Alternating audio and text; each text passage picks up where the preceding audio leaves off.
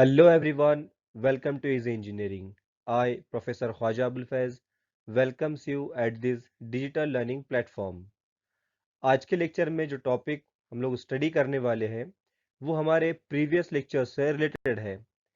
पिछले वीडियोस में हम लोग देख चुके हैं कि सरफेस हार्डनिंग या केस हार्डनिंग किसे कहा जाता है और उसका एक सब टाइप कार्बोनाइजिंग प्रोसेस भी हम लोग स्टडी कर चुके हैं। केस हार्डनिंग का ही एक और टाइप साइनाइडिंग प्रोसेस है जिसे आज के सेशन में हम लोग स्टडी करेंगे। बिफोर मूविंग और today's session let's have a look on content slide. आज के सेशन में सबसे पहले हम लोग स्टडी करेंगे साइनाइडिंग का इंट्रोडक्शन। उसके बाद साइनाइडिंग प्रोसेस परफॉर्म करने के लिए सेटअप किस तरह तैयार किया जाता है वो चीज़ हम लोग स्टडी करेंगे। और लास्ट में स्टडी करेंगे कि टोटल प्रोसीजर किस तरह परफॉर्म किया जाता है या फिर साइनाइडिंग प्रोसेस किस तरह परफॉर्म की जाती है, वो टोटल प्रोसीजर हम लोग देखेंगे। उसके अलावा सब्सक्राइब टू दिस चैनल जहां आप लोगों को इंजीनियरिंग टॉपिक के एक्सप्लेनेशन प्रोवाइड किए जाते हैं। पीपीटी के फॉर्म में नोट्स प्रोवाइड किए जाते हैं जिसे आप थ्योरेटिकल एग्जाम की प्रिपरेशन के लिए यूज कर सकते हो। उसके अलावा एक online objective free of cost test arrange की हुई होती है जिसकी लिंक डिस्क्रिप्शन बॉक्स में दी हुई है। आप जाके उसे ट्राई कर सकते हो जिससे कि आपका स्टडी और अच्छे से होगा। So let's begin with the slide. The process of providing a hard wear resistance case with a tough core to the low carbon steel by liquid cyanide bath is called as cyaniding. Means liquid cyanide का use करके low carbon steel के surface को hard और wear resistance बनाने के process को हम लोग कहते हैं साइनाइडिंग प्रोसेस। एक बात ध्यान में रखिए कि लो कार्बन स्टील जो होता है ये नेचर में सॉफ्ट होता है और जनरली हम लोग साइनाइडिंग प्रोसेस परफॉर्म करने के लिए लो कार्बन स्टील ही प्रेफर करते हैं। सो सॉफ्ट मटेरियल जो कि लो कार्बन स्टील है उसे लिक्विड साइनाइड का यूज करके वियर रेजिस्टेंस और हार्ड बनाना है, इसे हम लोग कहते हैं साइनाइडिंग प्रोसेस। अब देख लेते हैं कि साइनाइडिंग प्रोसेस को परफॉर्म करने के लिए सेटअप किस तरह से तैयार किया जाता है। Very first point is the cyanide mixture is heated to a temperature of 870 to 930 degree Celsius and kept in container।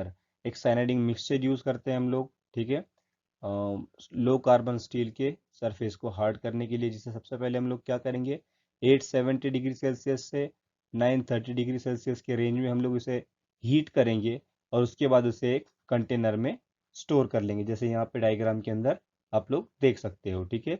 अब साइनाइड मिक्सचर होता क्या है, तो generally cyanide mixture consist 20 to 50% of sodium cyanide and near about 40% of sodium carbonate. तो एक container में हम लोग सोडियम कार्बोनेट और सोडियम साइनाइड को 870 से 930 डिग्री सेल्सियस तक हीट करके स्टोर कर लेंगे। और जनरली इसके बाद होता क्या है कि जिस मटेरियल का भी हमें साइनाइडिंग प्रोसेस करना है उसे हम लोग इसे क्या करते हैं, डिप करते हैं इस लिक्विड के अंदर, साइनाइड लिक्विड के अंदर हम लोग हमारे पार्ट को, कंपोनेंट को, जिसे भी हमें हार्ड और वियर रेजिस्टेंस बनाना है उसे डिप कर देते हैं। Now let's see the procedure of cyaniding process. Okay, तो जब हम लोग साइनाइडिंग लिक्विड को हीट करने के बाद उसके अंदर वर्क पीस डिप कर देते हैं तो उसके बाद क्या होता है वो हम लोग देखते हैं, ठीक है। तो very first point is the work piece immersed in the molted bath of cyanide, जो कि हम लोग पिछली स्लाइड में देख चुके हैं कि मोल्टेड जो साइनाइड का लिक्विड होता है उसके अंदर हम लोग हमारे वर्क पीस को डिप कर देते हैं। Next point is soaking period varies from component to component depending on the depth of case, but generally it varies from 10 minutes to 3 hours। Means हमें कितनी देर तक डिप करके रखना है ये डिपेंड करता है कि हमें कितनी ज़्यादा थिकनेस को हार्ड करना है। अगर हम लोगों को ज़्यादा डीप तक हार्ड करना है मटेरियल तो ज़्यादा देर तक होल्ड करके रखना पड़ेगा लिक्विड के अंदर, और अगर हमें बस आउटर लेयर ही हार्ड करनी है, वेरी थिन लेयर हार्ड करनी है, तो हम कम टाइम के लिए भी उसे सोक करके या फिर होल्ड करके लिक्विड के अंदर रख सकते हैं। तो जनरली इसका टाइम होता है 10 मिनट से 3 आवर्स तक, ठीक है। मिनिमम 10 मिनट्स हमें रखना ही पड़ेगा और मैक्सिमम हम लोग 3 आवर्स तक उसे डिप करके रख सकते हैं, ठीक है।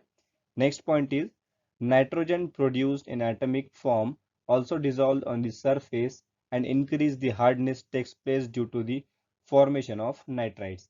अब होगा क्या कि जो हीट किया हुआ साइनाइड का लिक्विड है उसके अंदर जब हम लोग हमारा वर्कपीस डिप करेंगे, उसके अंदर सोक करेंगे, तो उसके बाद क्या होगा कि एटॉमिक फॉर्म में नाइट्रोजन भी प्रोड्यूस होगी। ठीक है, जो केमिकल रिएक्शंस होंगे उसके बाद एटॉमिक फॉर्म में नाइट्रोजन भी प्रोड्यूस होगी, जो कि डिसॉल्व हो जाएगी मटेरियल के सरफेस के ऊपर और जो फॉर्म करेगी नाइट्राइड्स। ठीक है, तो एक बात ध्यान में रखिए, जहां पर भी आप लोग कार्बाइड्स, नाइट्राइड्स इस तरीके के वर्ड सुनेंगे, तो जनरली ये जो फॉर्मेशन होता है ये नेचर में हार्ड होता है। ठीक है, अब यहाँ पे नाइट्रोजन जो है डिसॉल्व हो रहा है सरफेस के ऊपर और वो फॉर्म कर रहा है नाइट्राइड्स। इसका मतलब है ऑब्वियसली सरफेस हमारा हार्ड हो रहा है। ठीक है, तो यहाँ पे नाइट्रोजन जो है वो डिसॉल्व होगा सरफेस के ऊपर। Next point is, in cyaniding a portion of surface to the parts to be kept soft is located with such materials which are not affected by the bath। means हमारे work piece का वो हिस्सा जिसे हमें hard नहीं करना है, ठीक है, तो उस हिस्से को हम लोग ऐसे मटेरियल से कवर कर देंगे जिसका साइनाइड के साथ कोई रिएक्शन नहीं होगा। मीन्स उस मटेरियल का किसी भी तरह का कोई भी रिएक्शन नहीं होना चाहिए साइनाइड लिक्विड के साथ। बाकी जिस पोर्शन को हमें हार्ड करना है वो पोर्शन हम लोग डिप कर देंगे, जिस पोर्शन को हार्ड नहीं करना है उसे हम लोग कवर करके रखेंगे। ठीक है, last point is, careful handling of cyanide is needed as this salts are very poisonous. Cyanide nature में पॉइजनस होता है, इसीलिए इसकी हैंडलिंग प्रॉपरली केयरफुली होनी चाहिए।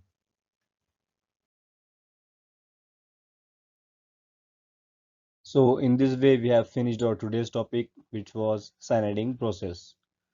तो आप लोगों को एग्जाम के अंदर 4 मार्क्स के लिए अगर साइनाइडिंग प्रोसेस का एक्सप्लेनेशन पूछता है तो उसका आंसर आप इस वीडियो का यूज़ करके आसानी से लिख सकते हो, जिसके अंदर आप लोगों को साइनाइडिंग की definition, setup, procedure and diagram of cyaniding process इसका यूज़ करना ज़रूरी होगा, जिससे कि आपके मार्क्स नहीं कटेंगे, आपको आउट ऑफ मार्क्स मिल जाएंगे। अदर देन दैट अगर किसी को कोई पॉइंट नहीं समझा हो या कोई क्वेश्चन या क्यूरी या सजेशन हो तो कमेंट बॉक्स में लिख सकता है। Thank you, thanks for the watching.